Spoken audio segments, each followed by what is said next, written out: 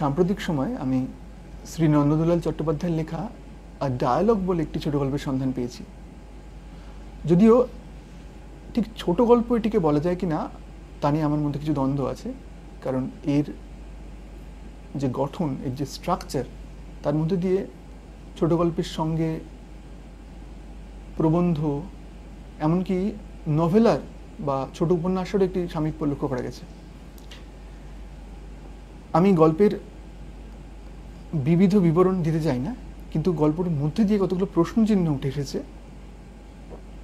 বহিরঙ্গে গল্পটি হচ্ছে একজন গুরু এবং তার শিষ্যের মধ্যে কিছু কিছু প্রশ্ন, কিছু কিছু তর্ক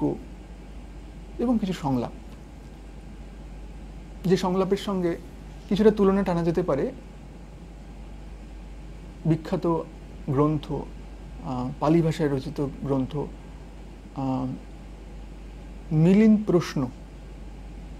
সেখানেও কিছু কিছু দ্বন্দ্ব, জীবনের কিছু কিছু গহীন কিছু প্রশ্ন নিয়ে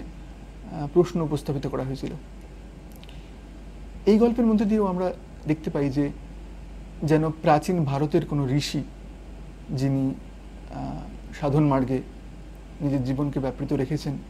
এবং কোনো নির্জন কোণে, হিমালয় কিংবা কোনো পর্বতের নির্জন কোণে জীবন অতিবাহিত করছেন, এবং তার এক শিষ্য, যার প্রাণও উনি বাঁচিয়েছিলেন, সেই শিষ্যকে তিনি উপদেশ দিচ্ছেন যে কম কথা বলার জন্য, কিন্তু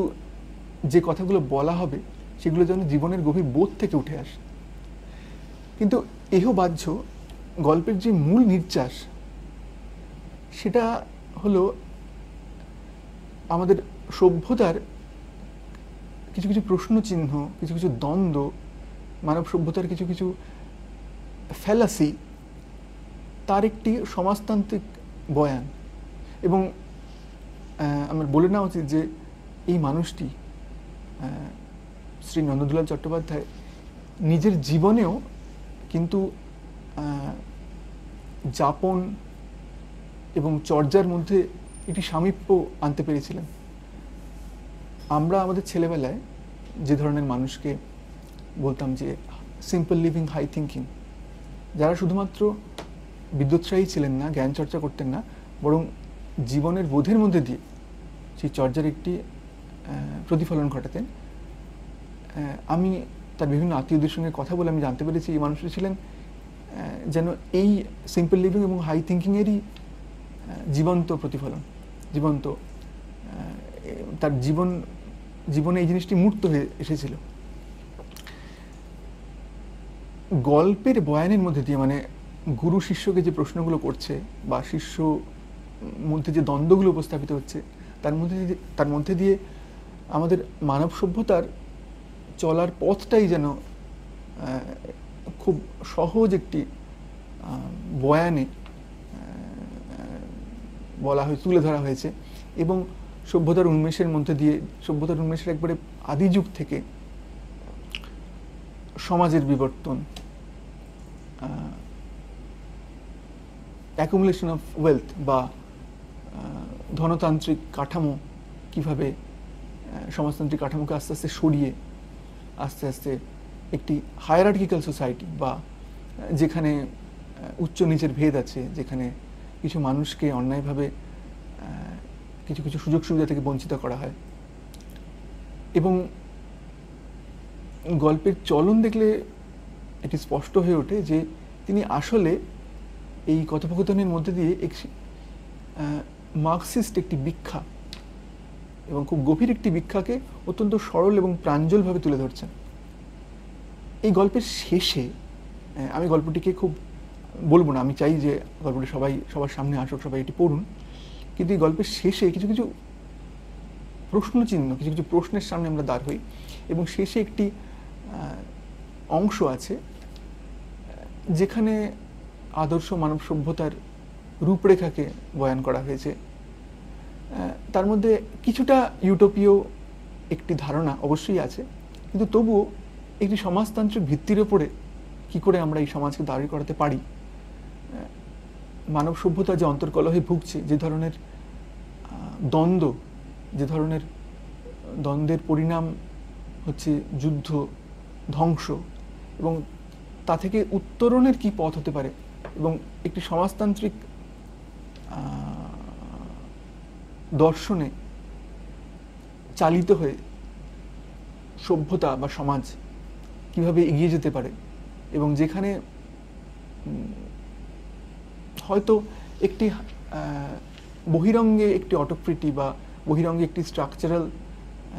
একটি হায়ারার্কিক্যাল শ্রেণী থাকবে, কিন্তু সেই শ্রেণী কখনোই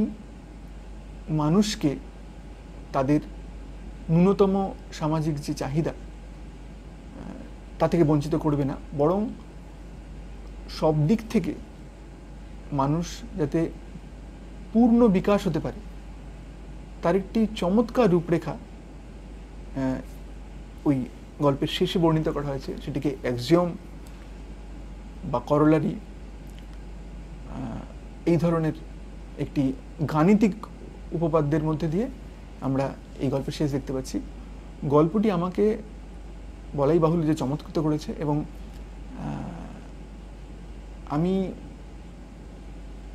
আমি জানি যে এই গল্পটি এখনো প্রকাশিত হয়নি কোনো বড় কোনো পত্রিকায়, কিন্তু আমি চাই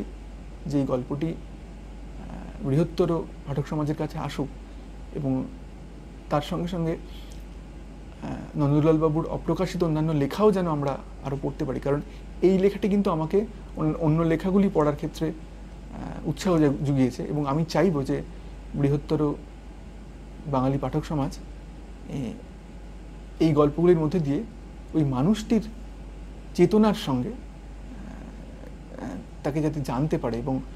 সেই মানুষটি কী কী ভেবেছিলেন, এবং সেই মানুষটি তার সমাজতান্ত্রিক বোধকে কীভাবে গল্পের চলনের মধ্যে দিয়ে প্রকাশ করেছিলেন। আমি চাই যে আমাদের পাঠক শ্রেণী, বাঙালি পাঠক যারা